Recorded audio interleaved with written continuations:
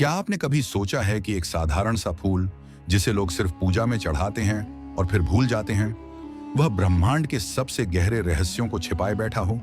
क्या कोई ऐसा पुष्प है जो न केवल देवताओं को प्रिय है बल्कि साधकों की चेतना को सीधे परमात्मा के द्वार तक ले जा सकता है?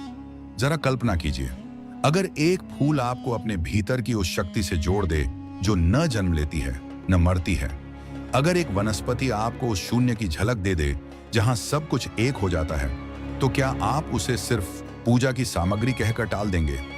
आज हम उस गूढ़ रहस्य की परतें खोलेंगे जिसे सदियों से आधा अधूरा ही समझा गया है। यह कहानी है धतूरे की, एक ऐसा फूल जो शिव का सबसे प्रिय प्रसाद है और साथ ही सबसे खतरनाक भी माना जाता है। कल्पना कीजिए, एक ऐसी अमावस की रात जब चारों तरफ घना अंधेरा है, चंद्रमा भी छिपा हुआ है और हिमालय की एक निर्जन गुफा में एक साधु बैठा है। उसके सामने शिवलिंग, चारों तरफ धूनी की राख और हाथ में एक धतूरा का फूल। आंखें बंद, सांसें गहरी, लेकिन चेतना किसी और ही लोक में विचरण कर रही है। क्या वह पागल हो गया है? क्या उसने जहर खा लिया है? या फिर वह उस अवस्था में पहुंच गया है जहां साधारण मनुष्य का जाना वर्जित है?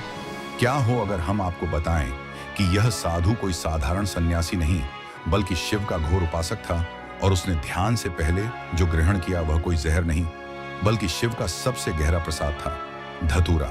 लेकिन रुकिए, क्या आपने धतूरे को अब तक सिर्फ जहर या पागल करने वाली चीज माना है? तो यह कहानी आपके हर विश्वास को चुनौती देने वाली है। आज हम जानेंगे कि धतूरा सचमुच शिवत्व का द्वार खोल सकता है या यह सब केवल एक खतरनाक भ्रम है। इस वीडियो को अंत तक देखिए, क्योंकि जो रहस्य आप जानने वाले हैं वह आपकी चेतना को हमेशा के लिए बदल सकता है। अगर आप भी सत्य की गहराई में उतरना चाहते हैं तो इस यात्रा में हमारे साथ चलें। चैनल को सब्सक्राइब करें, बेल आइकन दबाएं और रहस्यों की इस दुनिया में खोते रहें। धतूरा, एक शब्द सुनते ही मन में डर पैदा हो जाता है। जहर, पागलपन, मौत, यही शब्द जुड़ते हैं इसके साथ। लेकिन क्या आप जानते हैं कि यही धतूरा हजारों सालों से शिव का सबसे प्रिय पुष्प माना गया है? हमारे आर्षि मुनियों ने इसे सिर्फ एक फूल नहीं बल्कि एक दिव्य औषधि, एक तांत्रिक यंत्र माना। यह कोई साधारण सफेद फूल नहीं था जो जंगल में उगता है। यह चेतना के उन दरवाजों की कुंजी था जिन्हें खोलने की हिम्मत बहुत कम लोग करते हैं। प्राचीन काल में जब विज्ञान नाम की कोई चीज नहीं थी, तब भी हमारे पूर्वजों ने धतूरे के गहरे प्रभावों को समझ लिया था।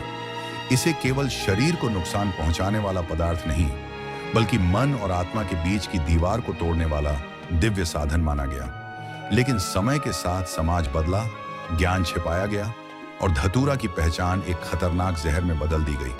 तो क्या यह सिर्फ संयोग था या जानबूझकर इस रहस्य को दबाया गया?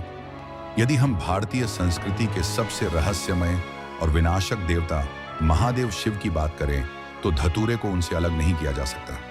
कथाओं में वर्णित है कि जब समुद्र मंथन से हलाहल विष निकला और सारा ब्रह्मांड संकट में पड़ गया, तब शिव ने वह विष गले में धारण कर लिया। उनकी कंठ में जलन इतनी भयंकर थी कि कोई भी औषधि काम नहीं कर रही थी। तब देवताओं ने धतूरे का फूल और बीज अर्पित किया। कहते हैं धतूरे की ठंडक और उसके दिव्य गुणों ने शिव की तपस्या को और गहरा कर दिया। शिव जब समाधि में लीन होते हैं तो धतूरा उनके लिए सिर्फ प्रसाद नहीं बल्कि उस अवस्था तक पहुंचने का माध्यम बन जाता है जहां न जीवन है न मृत्यु। इसीलिए आज भी शिव मंदिरों में धतूरा चढ़ाया जाता है। लेकिन यह सिर्फ रिवाज नहीं, यह एक गूढ़ संदेश है कि धतूरा वह पुल है जो साधारण मनुष्य को शिवत्व तक ले जा सकता है। क्या आप जानते हैं कि धतूरे का उल्लेख हमारे सबसे प्राचीन ग्रंथों में मिलता है? हाँ, वही अथर्ववेद जो रहस्यमय शक्तियों और औषधियों का खजाना है। उसमें धतूरे को शिव का पवित्र पुष्प कहा गया है जो भूत प्रेत, नकारात्मक शक्तियों और मानसिक रोगों को दूर करता है। यह सिर्फ एक फूल नहीं बल्कि एक रक्षा कवच माना गया। ऋग्वेद और अन्य वेदों में भी इसके संकेत मिलते हैं। तंत्र शास्त्रों में तो धतूरे का उपयोग विशेष रूप से वर्णित है। कई तांत्रिक साधनाओं में धतूरे के बीज और फूल का प्रयोग सिद्धि प्राप्त करने के लिए किया जाता था। साधक इसे विशेष मुहूर्त में गुरु की देखरेख में ग्रहण करते थे ताकि उनकी चेतना भौतिक जगत से ऊपर उठ सके। स्पष्ट है, धतूरा कोई साधारण वनस्पति नहीं थी।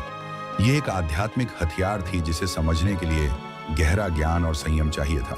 अगर आप सोचते हैं कि धतूरा का महत्व सिर्फ भारत तक सीमित था तो आप गलत हैं। दुनिया की कई प्राचीन सभ्यताओं में इसका उपयोग रहा है। ग्रीक इतिहास में डेल्फी की ओरेकल महिलाएं धतूरे जैसे पौधों का उपयोग भविष्यवाणी के लिए करती थीं। मध्य अमेरिका के शमन इसे आत्मिक यात्रा का साधन मानते थे। तिब्बत और चीन की कुछ परंपराओं में भी इसका उल्लेख मिलता है। सभी ने एक बात मानी, ये पौधा साधारण चेतना को पार करने का रास्ता दिखाता है। अब बात करते हैं विज्ञान की। हमारा मस्तिष्क एक जटिल मशीन है। उसमें ऐसे रसायन और रिसेप्टर्स हैं जो हमारी अनुभूति को नियंत्रित करते हैं।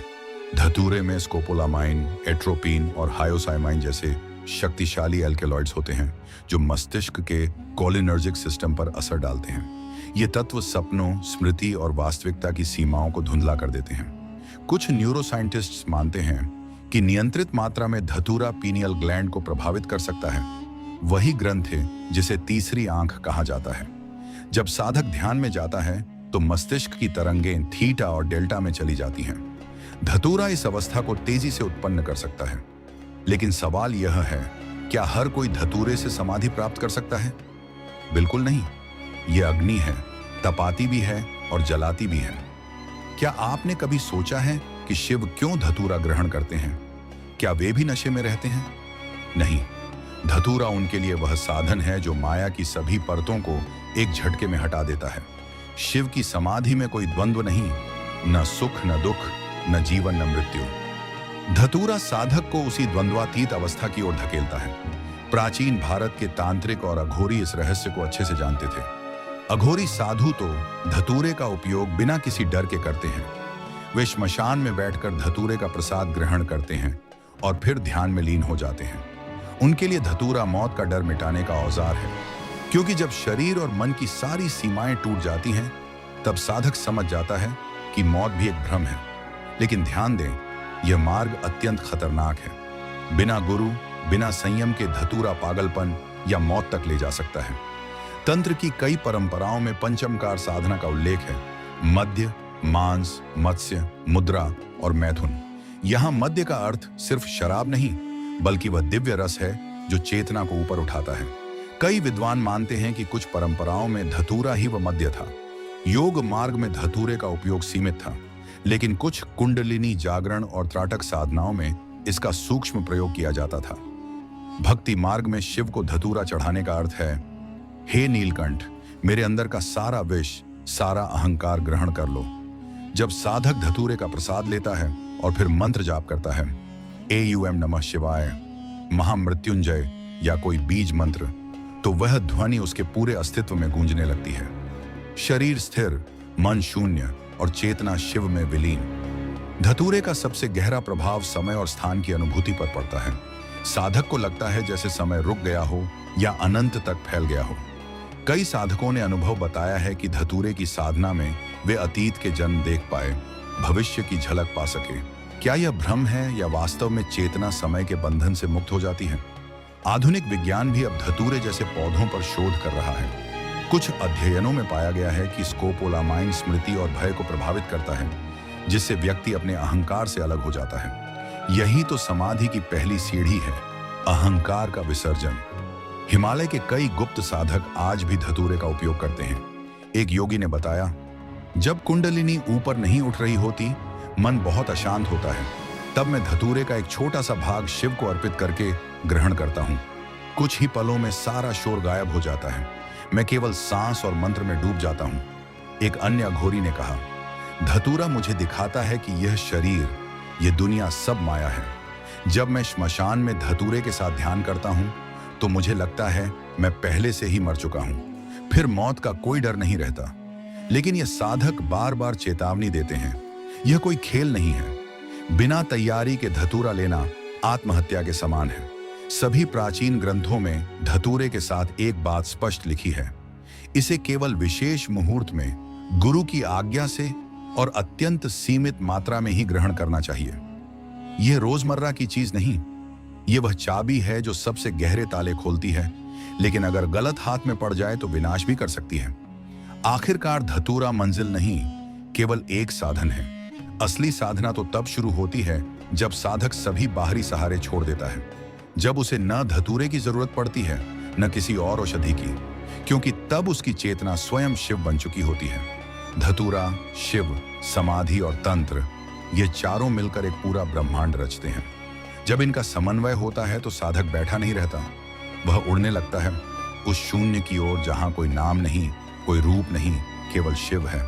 शायद यही कारण है कि बेलपत्र के साथ धतूरा शिव को सबसे प्रिय है, क्योंकि धतूरा साधक को याद दिलाता है कि जीवन और मृत्यु एक ही सिक्के के दो पहलू हैं। क्या आप भी उन जिज्ञासुओं में से हैं जिनके मन में सवाल उठता है, क्या धतूरा सचमुच शिव का प्रसाद है या सिर्फ एक खतरनाक जहर? क्या यह चेतना के द्वार खोलता है या बंद कर देता है? क्या आत्मज्ञान किसी बाहरी पुष्प के सहारे मिल सकता है? शायद शुरुआत में हाँ, लेकिन अंत में नहीं। असली ज्ञान तब आता है जब साधक सारे सहारे त्याग देता है। धतूरा केवल कुंजी है, ताला तो भीतर है। अब सवाल यह नहीं कि धतूरा सही है या गलत, सवाल यह है क्या आप तैयार हैं? क्या आपके पास वह संयम है, वह गुरु है, वह विवेक है कि इस अग्नि को औजार बना सकें, न कि खुद जल जाएं? यह रहस्य आपके भीतर है। और अगर यही यात्रा आपको छू गई हो तो रुकिए मत। इस वीडियो को लाइक करें, चैनल को सब्सक्राइब करें, बेल आइकन दबाना न भूलें, क्योंकि ऐसी ही गहरी यात्राएं आपका इंतजार कर रही हैं। अपने अनुभव या सवाल कमेंट में जरूर लिखें। अगर आपको लगता है कि किसी और को भी इस रहस्य की जरूरत है तो इस वीडियो को शेयर करें, क्योंकि शायद कोई और भी है जो इन शब्दों में अपना मार्ग ढूंढ रहा हो। जय भोलेनाथ, हर हर महादेव।